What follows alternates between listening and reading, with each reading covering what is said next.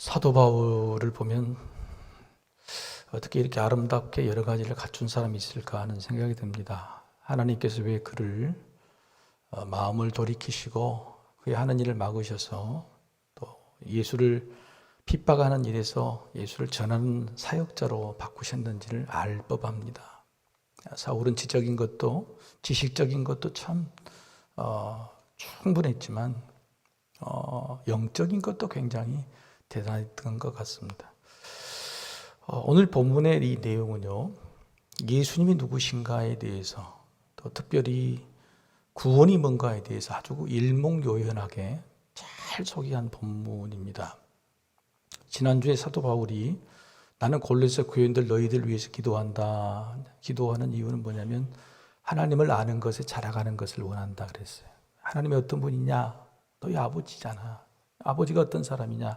주시는 아버지고 품어주시는 아버지고 기다려주시는 아버지다 하는 사실을 알려줍니다. 그러니까 하나님을 아는 거라는 거예요. 근데 하나님을 아는 것이 도대체 뭐는 건지 사도 바울이 아예 보여줘 버려.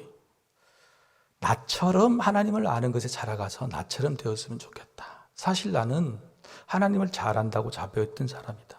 그런데 하나님을 아는 것이 고작 하나님이 보내신 하나님의 아들을 죽이려고 핍박했던 그런 사람이었다. 그러니까 내가 알고 있었던 것은 사실 전혀 모르는 것이고 잘못 알았던 것이다. 그런데 예수 그리스도를 만난 이후로 내가 하나님을 제대로 알게 되었다. 그래서 내가 하나님을 아는 것이 어떻게 자라갔는지에 대해서 어떻게 보면은 나처럼 하나님을 알아가라고 오늘 소개한 본문입니다. 많은 신학자들은 오늘 본문을 그리스도론, 기독론, 예수가 누구냐에 대해서 아주 잘 설명한 신약 성경의 세 가지 본문 중에 하나라 말합니다. 첫 번째는 요한복음 1장입니다. 요한복음 1장이 기독년의 아주 최고봉이라 그랬죠. 그래서 언젠가 우리가 요한복음 1장만 주일에 여러 번에 걸쳐서 우리가 나눈 적이 있었습니다. 그리고 두 번째가 뭐냐면 히브리서 1장부터 3장까지가 기독론의 또 전수라 이렇게 말합니다. 히브리서는 아마 내년 초에 우리가 처음부터 끝까지 한번 살펴보게 될 것입니다. 그리고 바로 오늘 본문 골로새서 1장 오늘 읽으신 본문이 또 기독론의 정수다 그럽니다. 자, 기독론 예수에 대해서 가장 잘 알고 있고 잘 설명할 수 있는 세 군데 본문 중에 두 군데 본문을 누가 썼지요? 사도 바울이 쓴 거죠. 요한복음 1장은 사도 요한이 썼고 그 다음에 오늘 골로새서와 히브리서는 사도 바울이 썼다고 그럽니다. 그래서 가장 예수 그리스도에 대해서 잘 설명한 세 군데 본문 중에 두 군데나 사도 바울이 기록했다.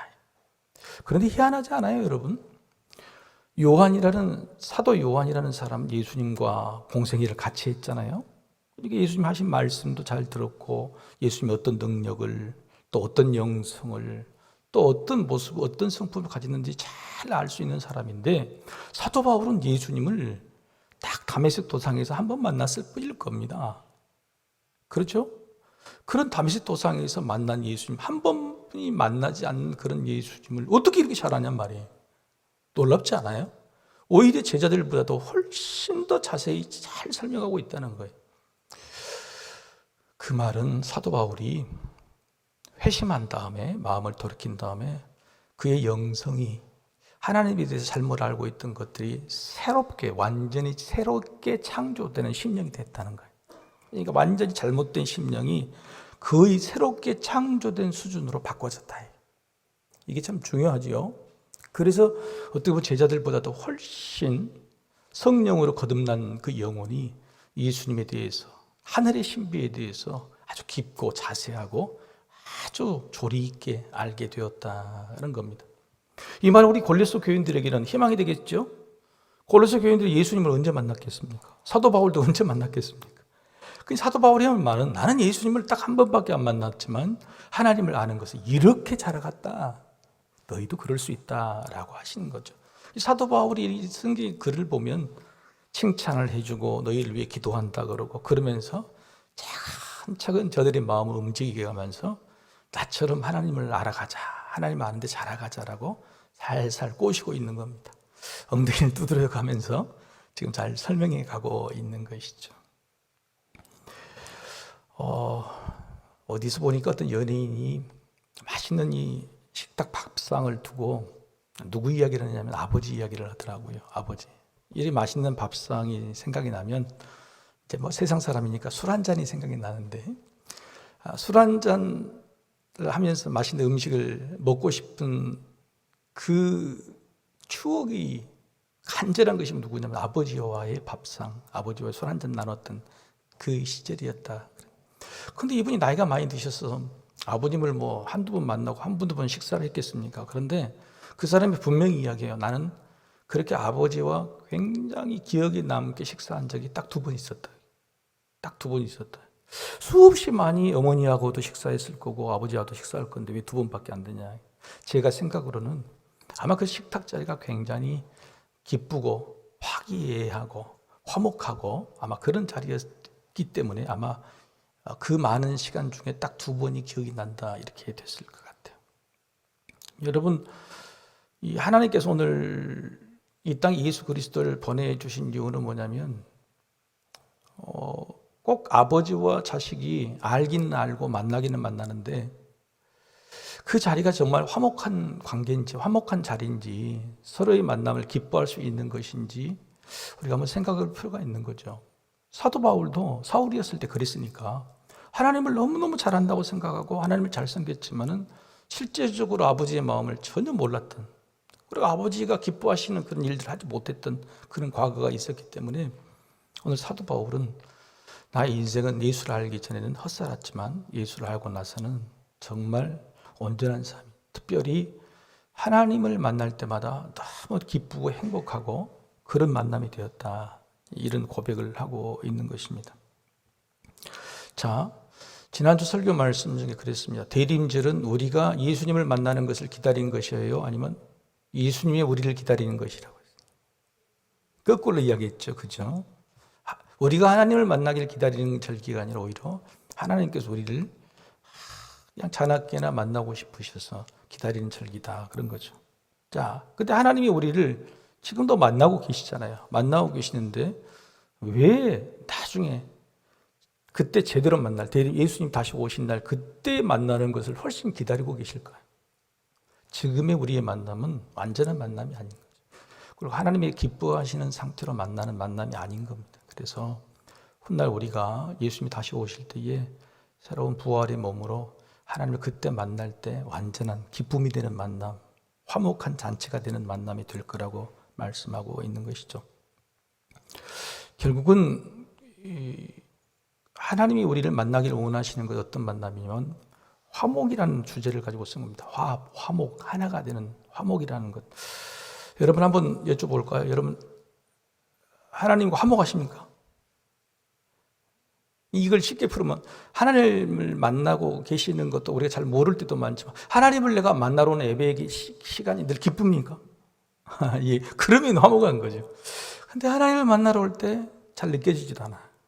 아니면 형식적이거나 아니면 때로는 하나님이 나를 꾸중하실까 봐 두렵거나 그러면 사실 하나님과 알기는 알고 만나기는 만나도 하나님과 화목한 관계인지 아닌지에 대해서 우리가 고민할 필요가 있는 것이죠. 그래서 우리가 하나님을 아는 거, 하나님을 믿는 거 그 이상으로 하나님과 화목하게 되는 것이 뭐냐에 대해서 오늘 좀 살펴볼 필요가 있습니다. 이 하나님과의 기쁨이 넘치는 화목한 만남의 두 가지 모습을요, 오늘 본문은 두 가지로 이야기를 합니다. 20절 한번 읽어볼까요? 20절. 자, 20절 제가 읽겠습니다. 그의 십자가의 피로 화평을 이루사 만물 곧 땅에 있는 것들이나 하늘에 있는 것들이 그로 말미암아 자기와 화목하게 되기를 기뻐하십니다. 여러분 이게 놀라운 말씀이에요. 이 화목은 누구하고 화목이냐면 하나님께서 창조하신 모든 피조물과 우주 만물과의 화목을 이야기합니다. 하나님께서 사람을 구원해서 구원받은 백성들, 하나님의 자녀들만 만나서 화목하는 게 원하는 게 아니라 하나님이 원래 창조하셨을 때 모든 만물들이 사실은 화목하지 못한 상태, 어그러졌다는 상태거든요. 그래서 그들과 다시 화목한 상태로 다시 만나기를 원하는 거죠. 우주론적인 구원을 이야기하고 있는 겁니다. 굉장히 넓은, 이따 이제 왜 이렇게 이야기가 됐는지를 또 말씀을 드릴 겁니다. 그 다음에 두 번째 화목은 뭐냐면 22절의 화목이죠. 22절의 화목 제가 읽겠습니다. 이제는 그의 육체의 죽음으로 말미암아 화목하게 하사 너희를 거룩하고 흠없고 책망할 것이 없는 자로 그 앞에 세우고자 하셨으니, 그 앞에 세우고자 한다는 것이 만난다는 것이다. 그죠? 화목하게 만나는 건데, 여기에서 만나면 뭐냐면 하나님의 자녀들이죠. 하나님을 믿는 자, 예수 그리스도를 믿는 자, 구원받는 자에 대한 만남입니다. 우주 만물과의 화목한 만남, 그리고 하나님의 자녀들과의 화목한 만남, 그 만남을 두 가지로 나눠서 이야기를 합니다. 자, 화목이라는 말이 뭘까? 그러면 화목이라는 말을 하나님의 입장에서 화목이 하나님이 기뻐하시는 것인데, 그게 뭘까? 화목이라는 헬라어는요, 아포카탈로스라는 라소라는 말인데, 이것은 원상태가 회복되다 이런 뜻입니다. 원상태가 회복되다. 그러니까 화목하지 않은 상태는 뭐냐면 하나님이 원래 창조하셨을 때 원상태가 깨져버렸다. 그래서 화목하지 않게 됐다는 겁니다. 하나님이 창조하셨을 때의 모습, 그 모습이 어떤 모습이었을까요? 아담과 하와가 에덴 동산에 있었을 때에 그 마음속의 중심에 하나님이 있었을 때입니다. 하나님이. 그래서 하나님의 뜻을 알고 싶어하고, 하나님 뜻대로 행하고 싶어하고, 하나님의 뜻대로 에덴 동산을 다스리고 싶어. 이게 세 가지 삼중직이에요. 하나님의 뜻을 알고 싶다. 이것은 선지자적인 사명입니다. 그 다음에 하나님의 뜻대로 행하고 싶다. 그것은 제사장적인 사명, 제사장이 거룩함을 행하는 거니까. 하나님의 뜻대로 에덴 동산을 다스리고 싶다. 이것은 왕적인 제사장이. 그러니까 아담과 하와가 하나님이 원하시는 이 삼중직을 다 행하고 있었어요. 근데 그 안에 왕이 되든 선지자가 되든 그 다음에 제사장이 되든 하나님의 뜻을 알기를 원하고, 하나님의 뜻대로 행하기를 원하고, 하나님의 뜻대로 뭔가를 다스리기를 원하고 하는 이 세 가지 모습 안에 중심이 뭐였냐? 하나님이었어요. 근데 그 하나님이 뭘로 바뀌었어요? 뭘로 바뀌었을까요? 자기 자신으로 바뀐 것이 죄예요. 자기 자신. 그래서 첫 번째, 하나님의 뜻 대신 누구 뜻을 알기를 원해요? 자기 뜻을 알기를 원하는 거예요. 내 인생에 내 뜻이 뭘까? 내가 좋아하는 것이 뭘까? 그리고 하나님의 뜻을 이루드리는 게 아니라 누구 뜻을? 자기 뜻을 이루려고 하는 거죠. 그 다음에 자기 주변에 있는 사람도 하나님의 뜻에 따라 행하고 그들에게 사랑을 끼치고 하나님의 뜻을 정한 게 아니라 누구 뜻대로 다스리려고 해요? 내 뜻대로 다스리려고 하는 것이 죄다. 그래서 죄는요, 어려운 게 아니고 이 안에 있는 하나님이 누구로 바뀐 거예요?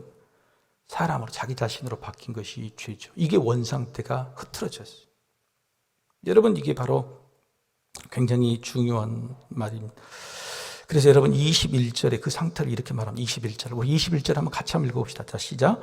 전에 악한 행실로 멀리 떠나 마음으로 원수가 되었던 너희, 이게 어그러진 거예요. 화목한 상태. 멀리 떠났다는 거예요. 하나님이 멀리 떠났다. 그리고 마음에서 누구하고 원수가 됐어요? 하나님과 원수. 마음속에 누가 있으니까 이제 하나님이 아니라 자기 자신이 있는 거니까. 그렇죠? 그래서 이게 바로 화목이 어그러진 상태죠. 이 상태를 다시 원상태로, 아직 원상태가 어그러진 것이 화목하지 못한 상태니까, 화목은 뭐냐면 원상태로 되돌려야 돼요. 근데 이게 되나요? 사람의 힘으로 안 되잖아요. 마음의 중심에 자기 자신이 꽉 들어가지고 도저히 하나님의 뜻이나 하나님의 뜻대로 사는 것이나 행하는 것이 안 되는 거거든요. 그래서 이 마음속에 있는 이것들을 하나님으로 다시 바꾸는 일이 하나님 입장에서 너무너무 힘드신 거예요. 그래서 오늘 본문에 이 기독론은 뭐냐면 따라해볼까요? 새 창조예요. 그러니까 사도 사울이 바울이 된 것이 하나님이 예수님을 통해서 확 때려가지고 자기의 능력으로 지식으로 된 게 아니잖아요. 그냥 갑작스러운 것을 새 창조, 예수 그리스도를 보게 하셔서 완전히 사울이 3일 만에 바뀌어버리는 새로운 새 창조 외에는 방법이 없는 거죠. 그래서 오늘 본문에 있는 이 구원론은 뭐냐면 예수 그리스도를 통해서 내가 새 창조를 하겠다고 소개하는 겁니다. 그래서 재밌는 말씀이 보면 오늘 읽으신 15절을 한번 보십시다. 15절 읽어보십시다. 자, 15절. 자, 시작. 그는 보이지 아니하는 하나님의 형상이시요 모든 피조물보다 먼저 나신 이시니. 그러죠. 하나님이 보이지 않는 하나님을 알려주기 위해서 이 땅에 내려오신 분이 누구예요? 예수님. 그래서 그는 보이지 않는 하나님을 보도록 만들어주신 하나님의 형상이라고 이야기하고, 그 다음에 두 번째 말이 뭐냐면 모든 피조물보다 먼저 나셨다 그래요. 이 말은 무슨 말이냐면 피조물들의 으뜸이라고 이야기한 거예요. 그러니까 저를 보십시오. 창조할 때에 하나님과 함께 계시고 창조도 함께 하시고 반면에 모든 피조물, 만물의 으뜸인 예수님이 사람들이 피조물 중에 피조물도 타락을 했고 사람들 타락을 했어요. 그래서 제2의 창조가 되어야 되잖아요. 그죠? 근데 그 제2의 창조를 누구를 또 보내신 거예요? 예수님을 이 땅에 보내신 거예요. 그래서 여러분 18절을 읽어보십시오. 18절 다시 읽어보십시오. 18절 시작. 그는 몸인 교회의 머리시라. 그가 근본이시요 죽은 자들 가운데서 먼저 나신 이시니 이는 친히 만물의 으뜸이 되려 하심. 이 말씀 그대로 놔둬보세요. 자, 교회란 말이 있다 설명하는데 두 번째는 뭐냐면 그가 근본이라는 거예요. 새로운 창조를 하면 근본이라는 게 있어야 되잖아요. 원칙. 누가 근본이에요? 예수예요. 예수라는 분이 하나님의 형상이 원형 그대로니까 우리가 새로운 창조가 되려면 누구의 모습대로 새 창조가 돼야 돼요? 예수님 모습. 아니, 예수님의 모습대로. 근본이시니까. 그리고 두 번째 뭐냐면 죽은 자들 가운데서 먼저 나신 이다 이 말이에요. 그럼 새 창조는 뭘 거쳐야 된다는 거예요? 옛사람이 죽어야 된다는 거예요. 새로운 창조를 하면 죽어야 돼요. 근데 그 죽은 자 중에서 제일 먼저 살아나신 분이 누구예요? 예수라는 말이죠. 예수님은 창조하신 분이기도 하지만은 새롭게 창조하신 분이시기도 하지만 그 새롭게 창조된 분의 첫 번째 모형, 원형 모형. 그래서 마지막에 이는 친히 만물의 으뜸이 어떻게 해요? 되려 하십니다. 아까는 만물의 음뜸이었어요. 창조 때는. 그런데 새 창조 때는 어떻게 해요? 만물의 으뜸이 이제는 되려 하신다는 거예요. 새 창조로. 그래서 창조 때도 하나님 예수님이 기준이었고 새로운 창조 때 누가 기준이에요? 예수라는 거예요. 그래서 우리가 새롭게 우리 안에 있는 우리 자신이 버려지고 하나님으로 우리고 원형 상태를 다시 회복해서 하나님 화목하게 되려면 이 안에 누가 들어와야 돼요? 이제 예수가 들어와야 된다. 이게 하나님 법칙이에요. 예수가 들어와야 돼. 하나님 들어와야 되는데 하나님 눈에 보이지 않으니까 사람들이 몰라. 그러니까 보이지 않는 하나님을 보게 해주셨어. 그래 그분이 이 땅에 내려오셔서 예수라는 사람을 믿으면 네 안에 뭐가 들어간다고요? 새로운 창조물, 예수라는 창조물, 새로운 창조주가 창조물이 된다고 말씀하고 있는 것이죠. 이 말씀이 어렵지 않습니다. 쉽게 말하면 우리 안에 있는 예수를 닮은 모습이 있는가? 내가 죽고 예수로 살게 되는 거예요. 처음에 원죄가 하나님이 죽어버리고 내가 살아서 죄를 지었던 것을 이제 거꾸로 내가 죽고 누가요? 예수가 살면 나는 새 창조물이 되는 거예요. 그래서 사도 바울 맨날 그런 말을 한 거잖아요. 그게 그런 논리입니다. 그런 지적인 논리. 그래서 내 안에 내 마음속에 처음에 약간 왕, 제사장, 선지자처럼 예수님의 뜻이 뭔가를 막 궁금해. 예수님의 말씀이 뭘까 궁금해. 두 번째는 예수님의 뜻대로 말씀대로 살고 싶어져. 그리고 세 번째는 뭐냐면 예수님의 뜻대로 내 주변을 다스리고 싶어. 예수님의 뜻대로 사랑하고 희생하고 겸손하고 배려하고. 바로 이게 바로 새롭게 창조된 사람, 새롭게 창조된 피조물의 모습이라는 거죠. 사랑하는 성도 여러분 새롭게 창조되셨습니까? 네, 새롭게 창조되셨어요? 자신이 없어요. 예수 믿으세요? 안 믿으세요?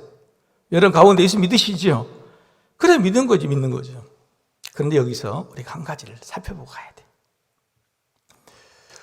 요한복음 1장이 기독론에 대해서 아주 설명을 잘했다 그랬잖아요. 근데 요한복음이 참 어려운 말씀입니다. 요한복음 1장이 좀 형이상학적이고 교리적이기 때문에. 그런데 그 1장에 요한복음 1장에 나오는 기독론을 요한복음 2장을 건너 3장에 가면 아주 구체적인 이야기로 잘 풀어놓은 내용이 요한복음 3장에 나와 있어요. 자, 3장 이야기가 뭘까요?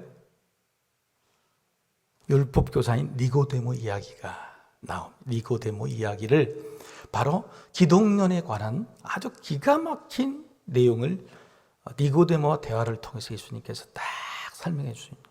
이게 이 내용, 오늘 본문의 내용, 그것을 딱 설명해 줍니다. 니고데모는 율법학자입니다. 그리고 나이가 많은 사람이죠. 그리고 밤에 찾아옵니다. 그런데 이 세 가지가 참 의미가 있어요.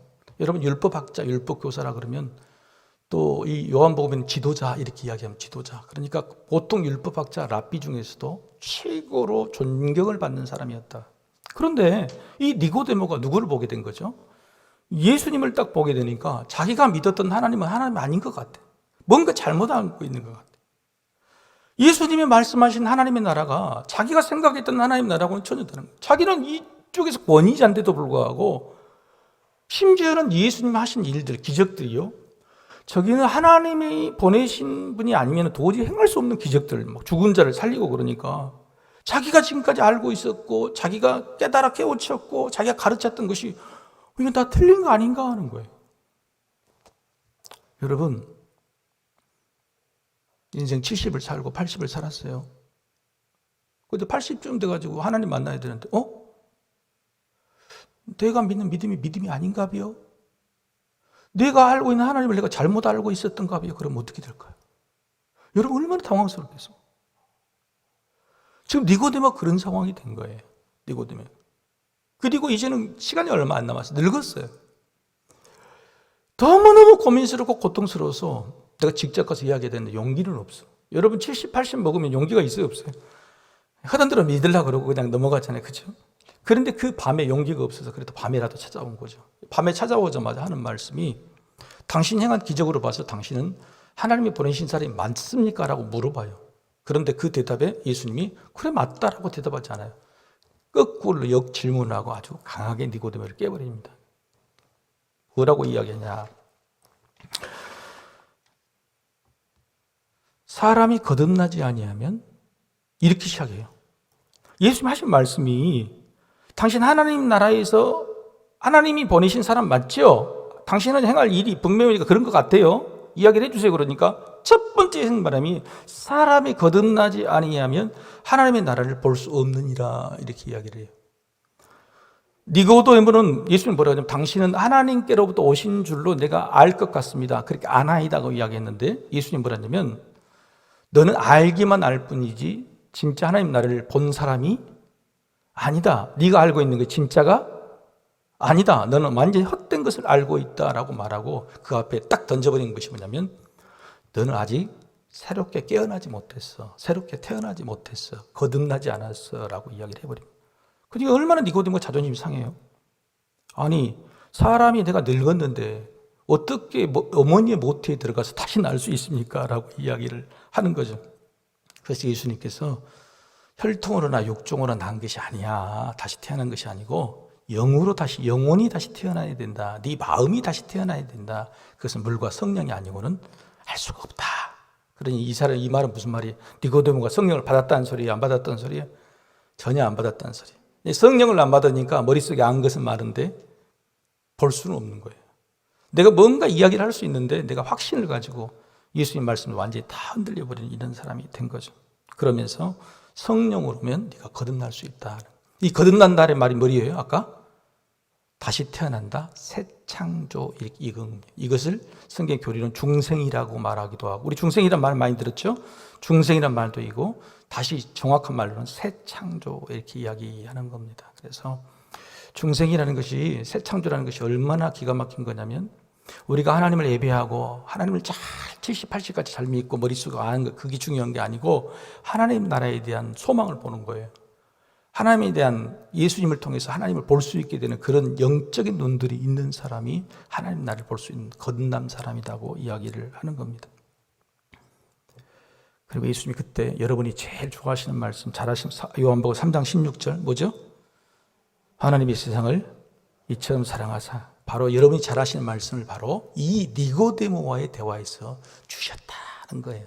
그러니까 우리가 알고 있는 가장 복음적인 요한복음 3장 16절의 말씀이 이 니고데모와의 대화에서 나왔다는 사실. 이걸 여러분이 알아야 돼요. 그래서 이 말씀을 외우는 게 아니라 이 말씀이 나오는 배경이 무슨 이야기라냐? 우리가 중생하지 않으면 새 창조가 되지 않으면 믿어도 믿는 것이 아니요, 알아도 안 것이 아니요, 예수님을 따라가도 따라가는 것이 아니다라고 하는 겁니다. 새 창조 내 안에. 그래서 오늘 이 새 창조, 오늘 사도 바울이 말하는 오늘 본문의 내용을 통해서 4단계의 새 창조의 상황을 한번 점검해요. 첫 번째는 그냥 예수를 아는 겁니다. 자, 니고데모가 예수를 알았죠? 예수를 알긴 알았죠. 당신은 납비고 하나님의 아들을 하나님이 보내신 사람인 줄 알았습니다라고 알았죠. 그런데 예수님이 뭐라고 그랬어요? 너는 거듭나지 않았다. 하나님 나라를 볼 수 없다는 겁니다. 그래서 첫 번째 단계는 예수를 아는 단계. 이게 분명히 기분이 알아야 됩니다. 예수가 하나님이 보내신 독생자 예수다, 그리스도다, 이런 것도 알아는 게 정말 중요해요. 여러분 아시죠? 네, 거기에 대한 설명이에요. 두 번째는 뭐냐면 예수를 믿는 거예요. 예수를 믿는 거예요. 예수를 믿어야 돼요. 예수를 믿고. 예수를 믿는다는 것은 내 안에 있는 이 중심이 내가 아니라 예수로 딱 들어오는 겁니다. 그래서 사도 바울이 나는 죽고 누구로 다시 산다? 예수로 다시 사는 것이다. 그죠? 아까 세 가지 말했습니다. 이 안에 하나님이 들어가는 것은 여러분 정말 외우셔야 됩니다. 그 표지가 뭐냐면 처음에는 하나님이 들어가 계셨는데 나로 바꿔졌다 그랬죠. 그 첫 번째 그 세 가지 표지가 뭐예요? 하나님을 알고 싶어 하는가 아니면 나를 알고 싶어 하는가. 두 번째는 하나님의 뜻대로 살고 싶은가 아니면 내 뜻대로 살고 싶은가. 세 번째는 내 주변에 있는 내 인생을 하나님의 뜻대로 다스리고 싶은가 아니면 내 뜻대로 이끌어가고 싶은가. 이게 바로 하나님을 믿는 것과 안 믿는 것. 이게 안에 죄의 이 모습인 거예요. 똑같이 예수로 이걸 대체해 보면 나는 예수님에 대해서 정말로 더 알고 싶은가 아니면 나에 대해서 그냥 세상에 대해서 알고 싶은가. 두 번째는 내가 예수님의 뜻대로 살고 싶은가 아니면 내 뜻대로 살고 싶은가. 세 번째는 내 주변에 있는 사람에게 예수를 정말 전하고 예수를 닮고 예수를 믿게 만들고 싶은가 아니면 상관없는가. 그거는 아무 상관없는. 이게 바로 예수를 믿는 것. 예수가 이 안에 들어와서 예수로 사는 사람의 모습인 거죠. 부끄럽죠. 거듭난다는 게 뭘까? 다시 태어난다는 게 뭘까? 예수 믿으면 되는 게 아니에요. 간단히 그냥 믿고 그런 게 아니란 말이지. 그래서 오늘 아주 깊이 있는 이야기를 하는 거예요. 세 번째는 뭐냐면 첫 번째는 예수를 두 번째 예수를 믿음이에요. 세 번째는 예수를 전함이에요. 예수를 전함. 예수를 내가 마음으로 믿고 입으로 신하는 거죠. 예수를 전함. 그래서 오늘 본문에서요.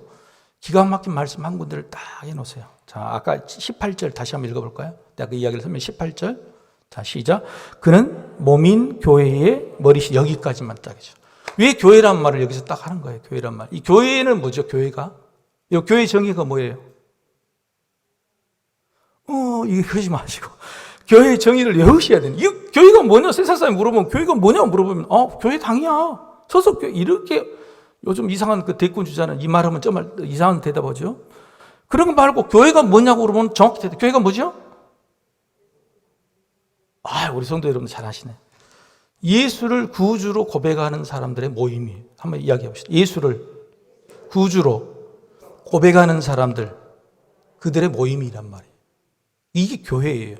그러니까 예수를 구주로 나의 구세주로 고백하는 거예요. 전하는 사람, 말을 꺼내는 사람, 시인하는 사람들의 모임이 교회인 거죠.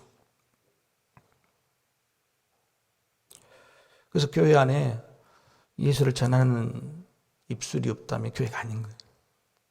내가 교회를 다녀도 내 입술에서 예수가 고백되지 않고 예수 믿으라는 말이 안 나온다. 어지간해서는 안 나온다 그러면 그 사람은 거듭 태어난 것이 아닐 수도 있어요. 사랑하는 친구가 있어요. 부모가 있어요. 근데 20년, 30년이 지나도 불쌍해 보이들 안 해. 교회를 안 다니고 있어. 곧 죽을 것 같은데도 전하지를 않아요. 복음을. 전할 마음이 안 생겨. 그러면 그 사람이 불쌍한 게 아니라 누가 불쌍한 거예요? 내가 불쌍한 거예요. 내가 왜 이러지? 저 사람을 구원하는 것에 관심이 안 생겨요. 죽어가고 있는 건데 내일 하나님 부르실지도 모르는데 거기에 대해서 안타까움이 없어. 그럼 내가 거듭난 게 아닌 거예요.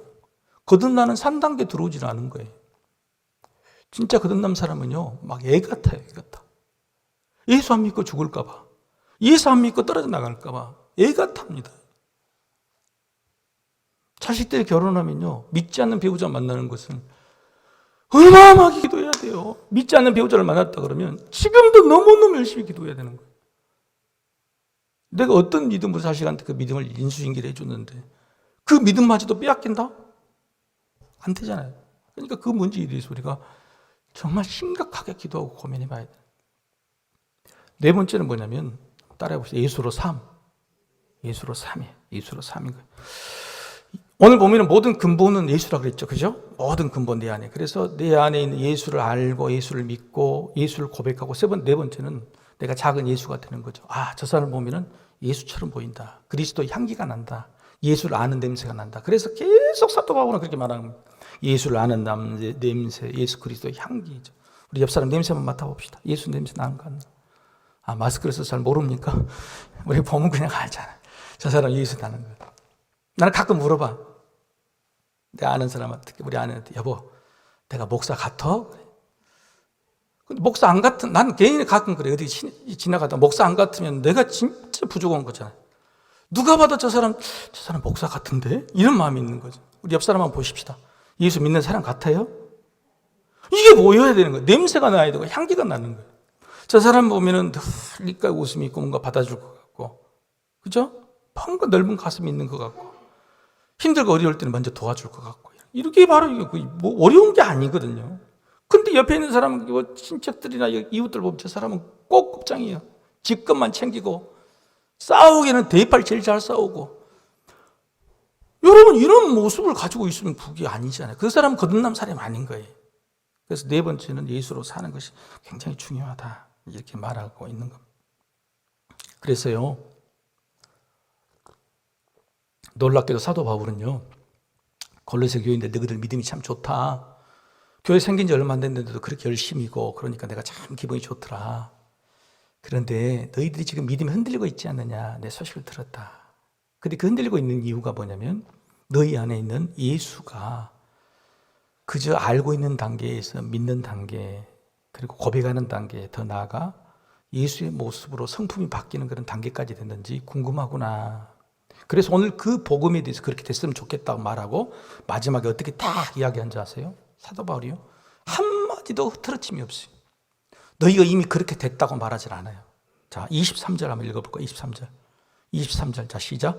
만일 너희가 믿음에 거하고 터 위에 굳게 서서 너희 들은 바 복음의 소망에서 흔들리지 아니하면 그리하리라. 이 복음은 천하 만민에게 전파된 바요, 나 바울은 이 복음의 일꾼이 되었노라. 아멘. 이렇게 돼서 이미 너희는 따놓은 당상이다가 아니라 뭐예요? 만일 그렇게 하면 이 모든 복음이 누구 것이 돼요? 너희 것이 된다. 그 복음에서 흔들리지 마라, 이야기하는 거예요. 그러면서 마지막에 나는 흔들리지 않았다. 그래서 그 복음이 나에게 소망이 되고 난 내 인생의 일, 내가 하고 싶은 일이 바로 이 복음을 전하는 일꾼으로 나는 목숨을 걸었다라고 마지막에 딱 이렇게 못을 받고 있는 겁니다. 여러분, 하나님과 화목하시기를 소망합니다. 하나님이 화목하신다는 것은 뭐냐면 내 안에 있는 예수를 알고 믿고 고백하고 살아내는 모습으로 바뀌어가고 있는, 그렇게 자라가고 있는지를 점검해 봐야 되는 거예요. 팍스 로마라 사도 바울이요, 오늘 했던 마지막 말을 한 마디를 꼭 하고 가야 되는데, 사도 바울이 이 말 중에서 정말 대단한 것이 뭐냐면 이 그 골로새 교회 교인들이 흔들리는 것이 뭐냐면 나중에 보면 이단 사상이기도 하지만 다른 복음이기도 하지만 당시의 철학 조류, 헬라 철학에 대한 조류들, 그 다음에 로마 황제라는 로마의 통치 아래서 살아가는 사람들의 여러 가지 철학 사상 있잖아요. 이런 것들로 흔들려요. 그런데 당시는 어떤 시대냐면 팍스 로마나의 시대입니다. 팍스 로마나 시대가 뭐냐면 주전 28년부터 주 180년, 그러니까 예수님이 이 땅에 오셔가지고 예수님이 돌아가신 다음에 제자들이 죽고 이후까지가 팍스 로마나. 이 팍스 로마는 뭐냐면 로마 제국이라는 통치로 인해서 모든 세상이 평화롭다. 그래서 특별히 초대 황제 아우렐리우스 황제로부터 황제의 신상을 이렇게 돈에다 새기기 시작하잖아요. 그래서 이 황제가 다스리고 있는 한 모든 세상은 평화롭다, 그런 거예요. 그런데 여러분, 이게 진짜 평화인가요? 그것이 진짜 평화고 진짜 진리고 진짜 모든 세상 사람을 이롭게 한다는 의미에서 팍스 로마나 그걸 불렀는데 그것은 그게 아닙니다. 강압적인 통치죠. 그죠? 로마라는 폭정으로 인해서 사람들의 끽소리를 못하고 있으니까 평화로운 척, 전쟁이 안 나니까, 로마가 너무 강해버리니까. 그래서 이런 강압적인 폭력 아래 이루어진 평화, 그런 평화가 진리가 아니고 너희를 화목하게 하지 않는단 말이에요. 나라가 나라와 사이에 누군가 엄청나게 힘센 사람이 있어서 붙잡고 있으니까 화목한 척 보이지 실제 화목하지 않는다는 말이죠. 아버지가 폭군이 있어 집에서. 그러니까 얘들이 싸우면 막 두드러 패. 그러니까 형제간에 자매간에 사이가 안 좋아도 싸우지 않는 척 화목한 척 하고 있을 뿐이에요. 그래서 여러분, 팍스 로마라는 말이 나중에 어떤 말로 쓰이냐면 팍스 브리테니카, 영국이 세상을 지배했을 때에, 영국이 그 폭력으로 세상을 지배했을 때에 그 오는 평화를 팍스 브리테니카 이렇게 말하. 지금은 뭐라고 하는지 아세요, 여러분? 지금 뭘까요? 팍스 아메리카노 이렇게 이야기해요. 어떤 뜻인지 알겠죠? 미국이라는 나라가 온 세상을 완전히 돈이고 뭐고 다 지배하는. 그래서 뭔가 지금 그 뭐랄까요, 그 냉전 시대가 아니잖아요. 서로 싸우고 이런 시대가 아니고 가상적인 전쟁의 평화가 있는 거죠. 그런데 그것이 어떤 월등한 어떤 악한 폭력이나 권력으로 인해서 진행된 평화죠. 지금 사도 바울이 골로새 교인들에게 너희가 지금 현혹하고 있는 것이 그 팍스오노마다 가장된 평화다는 겁니다. 가장된 진리다는 거예요. 가장된 평화, 가장된 진리에 헷갈리지 말라는 겁니다. 강대국 로마가 전파하는 철학 사상이 너희들에게는 진리고 철학인 거 보이지만 그 가짜라는 거예요. 그리고 오늘 뭘 이야기하냐면 팍스 그리스도, 팍스 로마라가 아니라 팍스 그리스도가 가져온 평화, 그리스도가 가져온 그 화목은 로마가 가져오는 강압적인 폭력적인 평화가 아니고 우주 만물까지 다 평화가 돼. 창조를 새롭게 해버리는 그런 평화가 오는 것이다. 억압된 평화, 억지로 만들어진 평화가 아니고 그런 창조고 새로운 창조고 진짜 진리인 진짜 평화라고 하는 것을 차원 높은 어떤, 그러니까 이 골로새 교회인데 흔들리고 있는 것에 반대로 공격하는 것이죠. 그래서 아까 20절 읽었죠. 화만과 화목이 두 개인데 20절은 세상 만물과의 화목을 말하고 22절은 그 피조물 중에서 하나님의 형상으로 지어진 사람과의 화목을 말하는 겁니다. 자, 그렇다면 새 창조된 예수님을 통해서 예수님을 닮는 모습으로 새롭게 창조된 우리는 하나님과만 화목해야 될까요? 아니면 세상 만물과도 화목해야 될까요? 그렇죠. 그래서 진짜로 아까 이야기했던 예수를 닮은 마지막 네 번째 단계에서는 화목한 사람으로 나가는데 그 화목이 사람들과 화목이 아니라 세상 만물 자연과의 화목이 되는 거예요. 여러분 이번에 미국에 아시죠? 허리케인 아니 토네이도가 있는데 토네이도가 여러분 굉장히 새롭게 된 거 아시죠? 토네이도가 한 번에 80개인가 90개가 발생한 것도 처음이고, 근데 그 토네이도가 안 사라지고 오랫동안 몇 개 줄을 쓸어 가버리는 거예요. 여러분 팍스 아메리카노요? 웃긴 거예요. 팍스 아메리카노가 이 미국의 사로잡고 있는 일인 세상에서요, 하나님과 자연이 화복되지 않으면 꼼짝없이 당하는 거죠. 저들도 어쩔 수 없이 당하는 세상이 되는 거죠.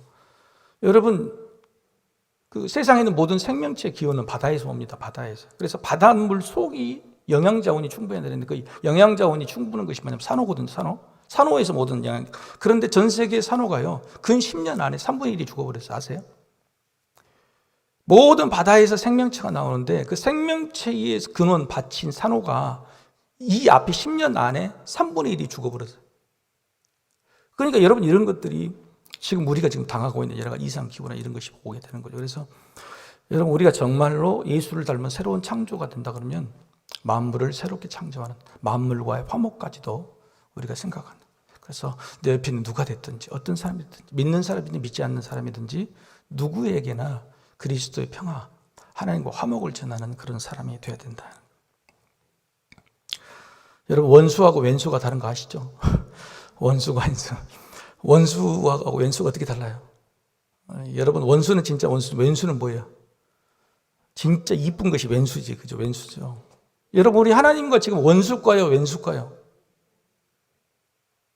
하나님과 우리가 화목한 상태예요, 이 말이에요. 여러분 하나님과 화목한 상태, 화목하지 않는 상태. 화목하려고 하지만은 화목이 잘 안 되죠. 늘 죄송하고 부끄럽고 그러죠. 그런데 하나님은요 우리를 화목하지 않는다고 그래서 원수로 보시는 게 아니라 이미 자신의 아들을 하나님의 형상이신, 보이지 않는 하나님의 형상이신 아들을 이 땅에 보내주시고 이놈은 왼수 같은 놈들아 그렇게 이야기하고 있는 거죠. 여러분 그 하나님의 마음을 이해하신다면 우리가 충분히 하나님과 화목할 수 있는 마음의 소망이 생길 것입니다. 우리 옆에분들 인사합시다. 아이고 이 왼수 같은 사람아 인사합시다. 함께 기도하십시다.